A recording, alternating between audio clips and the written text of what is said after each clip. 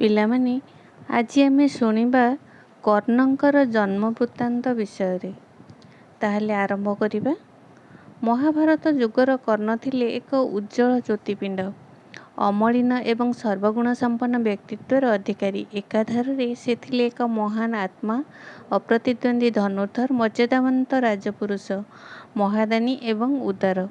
ସେତେବେଳେ ବୋଧହୁଏ ସମଗ୍ର ଆର୍ଯ୍ୟାବର୍ତ୍ତରେ ତାଙ୍କ ସମକକ୍ଷ ଆଉ କେହି ଶ୍ରେଷ୍ଠ ବ୍ୟକ୍ତି ନଥିଲେ। କିନ୍ତୁ ତାଙ୍କ ଜନ୍ମ ଇତିହାସ ଶେଷ ପର୍ଯ୍ୟନ୍ତ ଏକ କୁହେଳିକା ମଧ୍ୟରେ ରହିଯାଇଥିବାରୁ କର୍ଣ୍ଣ ତତ୍କାଳୀନ ଆର୍ଯ୍ୟାବର୍ତ୍ତର ରାଜନ୍ୟମଣ୍ଡଳୀଙ୍କ ଦ୍ୱାରା ଉପେକ୍ଷିତ ହୋଇଥିଲେ। ହୀନମନ୍ୟତା ତାଙ୍କ ପ୍ରତିଭାକୁ ଗ୍ରାସ କରିଯାଇଥିଲା। ଏ ବିଷୟରେ ଅଧିକ ଜାଣିବାକୁ ହେଲେ ତାଙ୍କ ଜନ୍ମ ଏବଂ ବାଲ୍ୟାବସ୍ଥା ବିଷୟରେ କିଛି ଜାଣିବା ଉଚିତ। କର୍ଣ୍ଣ ଥିଲେ ପାଣ୍ଡବ ଜନନୀ ମହୀୟସୀ କୁନ୍ତୀଙ୍କର ଜ୍ୟେଷ୍ଠ ସନ୍ତାନ। ତାଙ୍କ ଜନ୍ମ କିନ୍ତୁ ଏକ ବିଚିତ୍ର ପରିସ୍ଥିତିରେ ହୋଇଥିଲା। କୁନ୍ତୀ ସେତେବେଳେ କୁମାରୀ ଥାଆନ୍ତି। ଥରେ ତାଙ୍କ ପିତୃରାଜ୍ୟକୁ ମହର୍ଷି ଦୁର୍ବାସା ଅତିଥି ହିସାବରେ ବୁଲି ଆସିଥିଲେ। ସେ ସେଠାରେ ବେଶ କିଛିଦିନ ରହିଗଲେ। କୁମାରୀ କୁନ୍ତୀ ଦୁର୍ବାସାଙ୍କର ସେବା କାର୍ଯ୍ୟରେ ରହିଲେ। କୁନ୍ତୀଙ୍କର ସେବା ଯତ୍ନରେ ପ୍ରୀତ ହୋଇ ବିଦାୟ ନେବା ସମୟରେ ଦୁର୍ବାସା କୁନ୍ତୀଙ୍କୁ ଏକ ମନ୍ତ୍ର ଶିଖାଇଦେଲେ। ସେହି ମନ୍ତ୍ରଟିକୁ ଜପ କରି କୁନ୍ତୀ ଯେକୌଣସି ଦେବତାଙ୍କୁ ଆହ୍ୱାନ କରି ତାଙ୍କ ପ୍ରସାଦରୁ ଏକ ପୁତ୍ର ସନ୍ତାନ ଲାଭ କରିପାରିବେ। ସେତେବେଳେ ସନ୍ଧ୍ୟା ସମୟ। ପଶ୍ଚିମ ଆକାଶରେ ଭଗବାନ ସୂର୍ଯ୍ୟଦେବ ପୀତଲୋହିତ ରଙ୍ଗର ବନ୍ୟା ଛୁଟାଇ ନାଚି ନାଚି ମା କୋଳକୁ ଫେରି ଯାଉଥାନ୍ତି। ସୂର୍ଯ୍ୟଦେବଙ୍କର ଏପରି ଏକ ମନଲୋଭା ରୂପକାନ୍ତିରେ କୁନ୍ତୀ ଆତ୍ମହରା ହୋଇଉଠିଲେ। କିଛି ସମୟ ପରେ ତାଙ୍କ ଶୟନ କକ୍ଷକୁ ଫେରିଆସି କୁମାରୀ ସୁଲଭ ଚପଳତାବଶତଃ ଭଗବାନ ସୂର୍ଯ୍ୟଦେବଙ୍କ ଉଦ୍ଦେଶ୍ୟରେ ମନ୍ତ୍ରଟି ଉଚ୍ଚାରଣ କରିଦେଲେ। ଆଉ ଅବିଳମ୍ବେ ସୂର୍ଯ୍ୟଦେବ ଆବିର୍ଭୂତ ହୋଇଗଲେ। ତାଙ୍କ ପ୍ରସାଦରୁ କୁନ୍ତୀଙ୍କର କର୍ଣ୍ଣ ମଧ୍ୟ ଦେଇ ଏକ ଅପୂର୍ବ ତେଜବନ୍ତ ଶିଶୁପୁତ୍ର ଜନ୍ମ ହୋଇପଡ଼ିଲା। ତା ତେଜରେ ସାରା କକ୍ଷଟି ଆଲୋକିତ ହୋଇଉଠିଲା। ଭଗବାନ ସୂର୍ଯ୍ୟଦେବ ବିଦାୟ ନେବା ପୂର୍ବରୁ କହିଲେ, ଶୁଣ ଯେ ମାମୁନି, ତୁମେ ପ୍ରକୃତରେ ପୁତ୍ର ଆଶାରେ ହେବା କୌତୂହଳରେ ଏହି ମନ୍ତ୍ରଟି ପ୍ରୟୋଗ କରିଦେଇ ମୋତେ ଆବାହନ କରିଥିବାରୁ ମୋର ଆଉ କୌଣସି ଉପାୟ ନଥିଲା। ଏଭଳି ମନ୍ତ୍ରଗୁଡ଼ିକ ଅତ୍ୟନ୍ତ ଶକ୍ତିଶାଳୀ, କେବେ ବି ବ୍ୟର୍ଥ ହେବାର ନୁହେଁ। ଆମ ଦେବତାମାନେ ମନ୍ତ୍ରର ଅଧୀନ। ମୁଁ ଆଉ ବେଶୀ ସମୟ ରହିପାରିବି ନାହିଁ। ତୁମ ପୁତ୍ରଙ୍କୁ ମୁଁ ହଳେ ଅମୃତ କୁଣ୍ଡଳ ଏବଂ ଦିବ୍ୟ କବଚ ପ୍ରଦାନ କରିସାରିଛି। ତୁମ ପୁତ୍ର ଭବିଷ୍ୟତରେ ମୋରି ଭଳି ଏକ ମହାଶକ୍ତିଶାଳୀ ତେଜିୟାନ ବ୍ୟକ୍ତିତ୍ୱରେ ପରିଣତ ହେବ। ସମଗ୍ର ମର୍ତ୍ତ୍ୟମଣ୍ଡଳରେ ଅଶେଷ କୀର୍ତ୍ତି ସ୍ଥାପନ କରିଯିବ।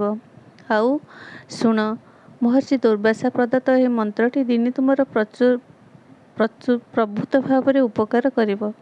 ଭଗବାନ ସୂର୍ଯ୍ୟଦେବ ବିଦାୟ ନେଇ ଚାଲିଗଲେ।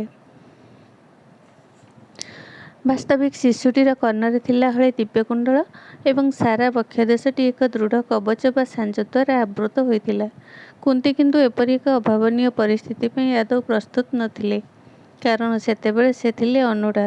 ତାଙ୍କର ସନ୍ତାନ ଜନ୍ମ କରିବାର କୌଣସି ସାମାଜିକ ଅଧିକାର ଆସିନଥିଲା। ଏବେ ପୁଣି କ'ଣ କରାଯିବ? ଜଣେ ବିଶ୍ୱସ୍ତା ପରିଚାରିକାର ପରାମର୍ଶରେ କୁନ୍ତୀ ଏକ ପେଟିକା ମଧ୍ୟରେ ସନ୍ତାନଟିକୁ ରଖି ତାକୁ ବିଦାୟ ଦେବା ପାଇଁ ଚିନ୍ତା କଲେ। ଶିଶୁଟିକୁ ଛାତିରେ ଲଗାଇ ତା ମୁଖମଣ୍ଡଳଟିକୁ ଚୁମ୍ବନ କରି ଅଶ୍ରୁଳ ନୟନରେ ମନେ ମନେ କହି ଚାଲିଲେ, ଯା ରେ ହତଭାଗ୍ୟ, ତୁ ଯା, ତୋର ଭାଗ୍ୟ ନେଇ ତୁ ଚାଲିଯା।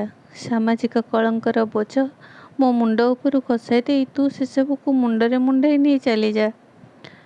ତୁ ବଞ୍ଚି ରହିବୁ କି ନାହିଁ, ତୋତେ ସାମାଜିକ ସ୍ୱୀକୃତି ମିଳିବ କି ନାହିଁ, ସେ କଥା ବିଶ୍ୱନିୟନ୍ତାଙ୍କ ଉପରେ ଛାଡ଼ି ଦେଉଛି।